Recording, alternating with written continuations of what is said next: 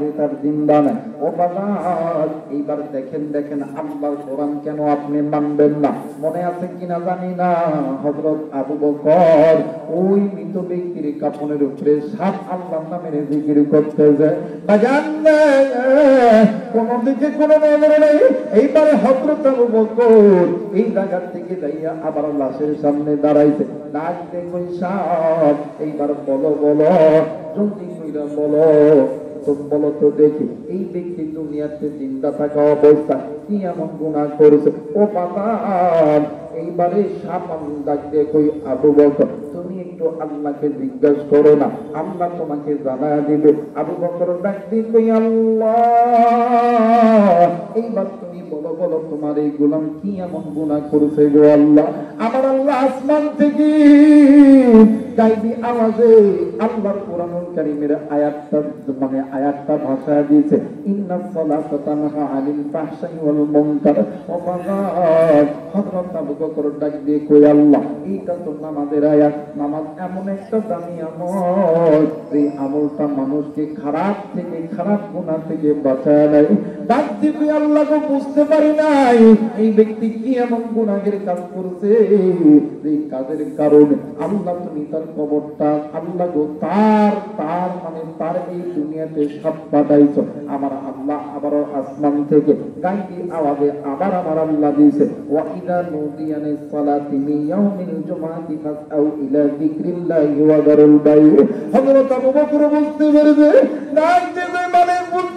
বুঝতে পেরেছি এই ব্যক্তি দুনিয়াতে জিন্দা থাকা অবস্থায় মায়ের সঙ্গে বাবার সঙ্গে কারোর সঙ্গে খারাপ আচরণ করে না। এই ব্যক্তি আপনার ফরজ ইবাদত নামাজের মধ্যে গাফলতি করেছে। এই জায়গায় অনেক বাগান আছে, অনেক যুবক আছে। একদিন তুমিও ছোট্ট ছিলাম, আমিও ছোট্ট ছিলাম। ওই মা আর বাবার কোলে তুমি আমি প্রস্তাব করেছি। ওই মা বাবা ওই দিন ফজর পড়ে নাই, ওই দিন জোহর পড়ে নাই, আসর পড়ে নাই। এমন সময় গেছে তোমার আমার অসুস্থতা লাগছে, ঠান্ডা লাগছে। এই তো বাজান শিবপুর স্বাস্থ্য কমপ্লেক্সে ভর্তি ছিলাম, বাজানে দিয়া মেডিকেলে ভর্তি ছিলাম। মা আর বাবা দিনের পর দিন রাত্রে পর রাত ওই জায়গার মধ্যে নামাজ কাদা করেছে।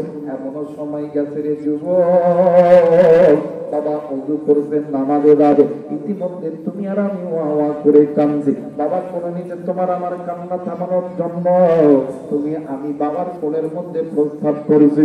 উম্মতের ওলামা হযরত আছেন, জিজ্ঞাসা করে দেখবেন গো, এক ওয়াক্ত নামাজ কাজা করলে 80 ঘন্টা জাহান্নামে জ্বলতে হবে। আমি জানি না রে এই ময়দানে কারো জানি মা নাই, কারো জানি বাবা নাই, কার মায়ের কবরটা জানি জাহান্নামে জ্বলে, কার বাবার কবরটা জানি জাহান্নামে জ্বলে। ও বাবা, এইবার হযরত আবু বকর ডাক দিয়ে কই ছাত্রে, সমস্যা যেহেতু হইছে সমাধান আছে কিনা বলো না। ডাক দিয়ে কই আবু বকর, এই ব্যক্তির যদি সন্তান থাকে, এই সন্তান দুইটা আমল করবে। জোরে বলেন কয়টা আমল? আরেকবার বলেন কয়টা আমল? 1 নাম্বার আমল হইল, ছেলে অথবা মেয়ে যদি থেকে থাকে আল্লাহর কোরআন তেলাওয়াত করতে বলো। আল্লাহর কোরআনুল কারীম তেলাওয়াতের ওসিলায় ওই সন্তানের কোরআন তেলাওয়াতুল কোরআনুল কারীমের ওসিলায় আমার আল্লাহ সন্তানের কবরে আযাব মাফ করে দেয়। একটু আওয়াজ করে বলেন সুবহানাল্লাহ। মুসলমান ভাইরা আমার বন্ধুগণ, এইবার হযরত আবু বকর ডাক দিয়ে কই বাবা গো, তুমি কি আল্লাহর কোরআন পড়তে জানো? হযরত আবু বকর তখন এই কথা কইছে, 12-13 বছরের সন্তান ডাক দিয়ে কই হুজুর গো, আমার মা মুসলমান, বাবা মুসলমান, আমার দাদা দাদি নানি মুসলমান, আমি মুসলমানের বাচ্চা। আমি যদি কোরআন না পড়তে পারি তাইলে তো আমি মুসলমান না, আমি মুনাফিক। ও গো বাবা, ও গো হুজুর গো, আমি আল্লাহর কোরআন পড়বো, আমার বাবার জন্য তেলাওয়াত করবো। এইবারে সন্তান যখন তেলাওয়াত করতেছে, তাই না ইতিমধ্যে সত্য না